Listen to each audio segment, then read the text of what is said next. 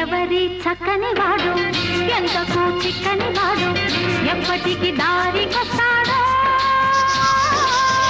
ఎవరి చక్కని చుక్క సొక్కు తిని కాలికి మొక్క కాదన్నా వెంట పడుతోంది కాదన్నా వెంట పడుతోంది ఎవరి చక్కని వాడు ఎంతకు చిక్కని వాడు ఎప్పటికి దారికొస్తాడో ఎవరి చక్కని చుక్క సొక్కు తిని కాలికి మొక్క కాదన్నా వెంట పడుతోంది కాదన్నా వెంట పడుతోంది